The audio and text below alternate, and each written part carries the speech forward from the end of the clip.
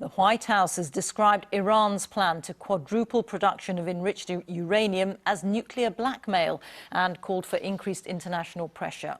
Earlier, Iran warned that it'll soon breach the commitments it made in the international agreement in 2015 to restrict its nuclear activities.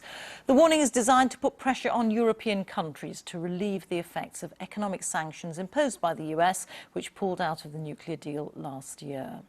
Well, with me to talk about that is Dr. Aniseh Bassiri Tabrizi, who's from the Royal United Services Institute. Thank you so much for coming in, Dr. Tabrizi, to talk to us about this. Can you help unpack this for us? What is Iran doing here? What we are seeing is very much in line with the recent developments and the announcement that Iran made on May 8 about its decision to scale back some of its commitment under the nuclear deal.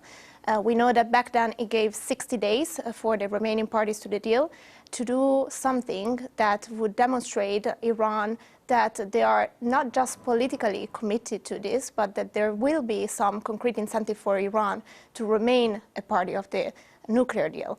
So we know that the deadline would be July 7. What has been announced today... The deadline for what will be July 7? For the remaining parties to do something, either have the INSTEX mechanism, which is the financial mechanism that the EU have been working on to relieve some of the economic sanctions in terms of allowing Iran to still trade with European countries, or allowing Iran to be able to export some of its oil. So let's just row back a little bit. Yeah. The US has pulled out of the agreement, but Yes. there are remaining European countries that are still party to this agreement. Yes, absolutely. And that's what Iran is trying to do, Yes. put pressure on them. The US withdrew 1 year ago, but then there are the E3, so France, Germany, and the UK, who are still party of the nuclear deal, together with Russia and China. So what Iran has been saying since May of 2018 is that they will continue to remain a party of the deal if the remaining parties, meaning France, Germany, the UK, Russia, and China, compensate for the US withdrawal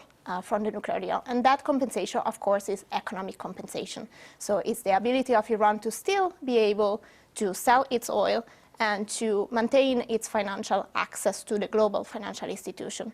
After 1 year since the US withdrew from the deal, Iran has not seen any of this development happening, really, from the E3 side and from Russia and China. And that led to the decision in May 8 to scale back some of its commitment. Iran has also announced that really does not want to withdraw from the nuclear deal, but it has lost basically no choice, no other choice. But how worried should we be at this announcement that it is going to be breaching its limit on the stockpile of enriched uranium? Because on the face of it, that sounds very worrying. Of course. It's concerning in terms of what it would mean. We know that Iran has had concerning nuclear activities in the past before the nuclear deal was announced in 2015. What we are seeing now is a progressive move from the Iranian side towards what it was before the nuclear deal was signed, and therefore the reprisal of some of the sensitive and problematic nuclear activities that Iran was conducting.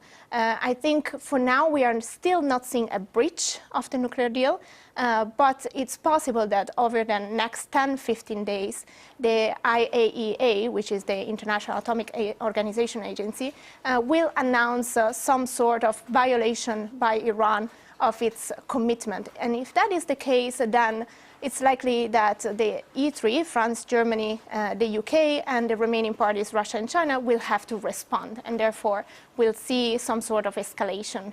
Okay, we're going to have to leave it there. Dr. Tabrizi, many thanks for joining us. Thank you.